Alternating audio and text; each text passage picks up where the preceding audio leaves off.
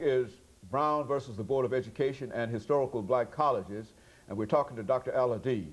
Dr. AAl-Hadid, one of the important elements of Brown versus the Board of Education was that in 1954 it overturned a decision that had been rendered in 1896 called Plessy versus Ferguson. And I think on some of these earlier shows we talked about these decisions. But let's look at the impact that Plessy had upon education, period, and how historical black colleges were able to find a way within that situation. Yes, I think Plessy is very important because it created a legal framework for the rollbacks that we got during the period of Reconstruction. In other words, legally, Plessy versus Ferguson, in terms of the separate but equal principle, established officially American apartheid at the national level. So in other words, the United States Supreme Court bought into a dual society, bought into a segregated society. And it wasn't until Brown versus Board of Education 1954 came along that that whole concept was overturned. But be that as it may, let's just look at what happened as a result between Plessy and Brown. Basically, we established a dual system of higher education. And African Americans were put in a situation where they got inadequate facilities, low teacher salaries, very substandard buildings, but we did develop a curriculum. And I think what we have to understand is that we had two types of curricula that was developed. In the private sector, we had pretty much a liberal arts curriculum. And that was the type of curriculum that was advocated by W.E.B. Du Bois. You can find that sort of outline in his Souls of Black Folks. In the public sector, we developed pretty much a vocational ed or technical type curriculum. And that comes out of Booker T. Washington's classic, Up From Slavery. So one is saying, well, let's develop infrastructure, let's get involved in technology and become part and parcel of the Industrial Revolution in terms of factory development and agrarian life. And the other one's saying, well, let's develop a class of talented people that are doctors, lawyers, college professors, business persons, and these people would be pretty much the race men. These would be the leaders of the race.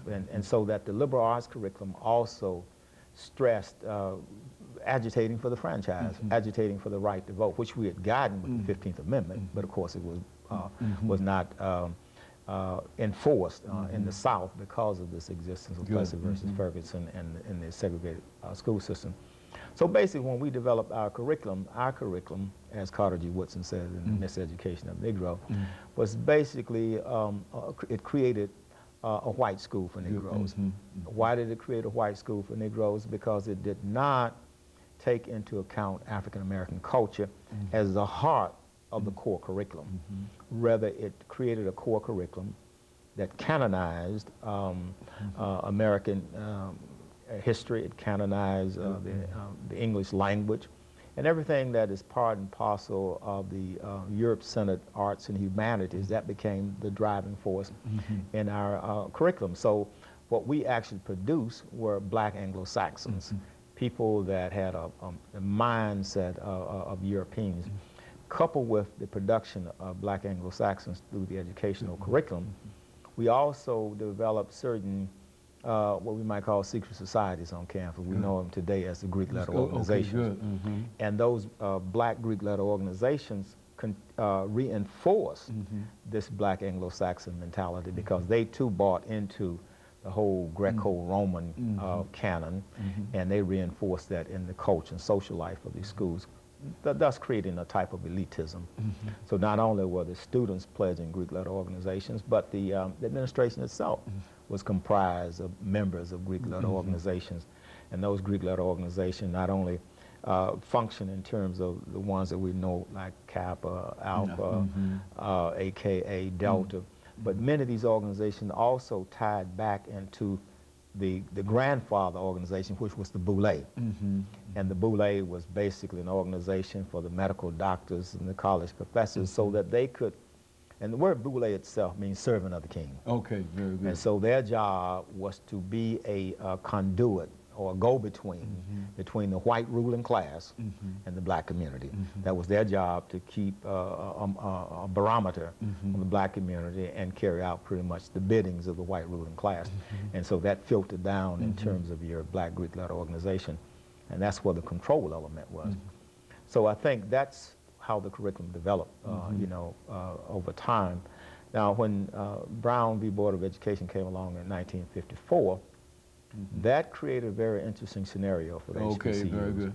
It was very interesting because it set the stage for the civil rights movement, the modern civil rights movement, especially when we were trying to desegregate so-called predominant white institutions like the University of Tennessee, University of Alabama, Ole Miss, etc.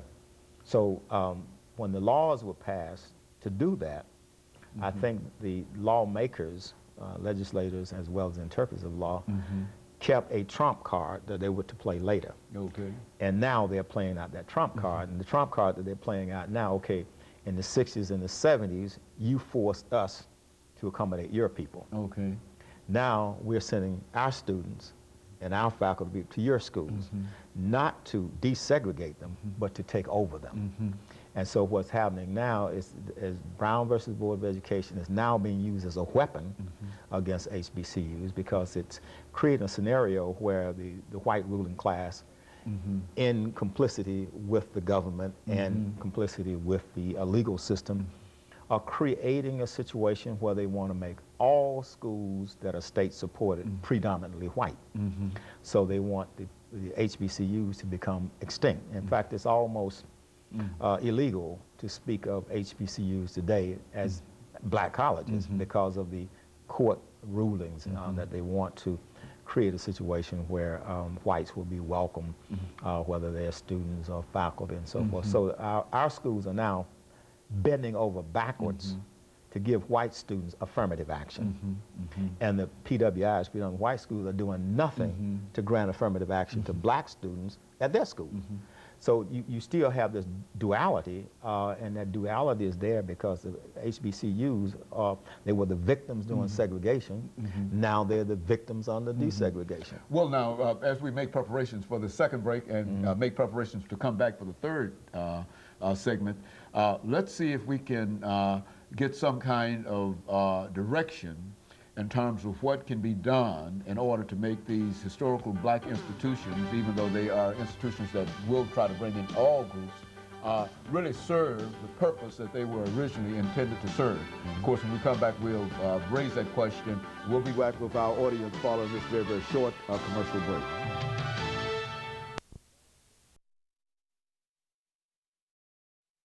The topic is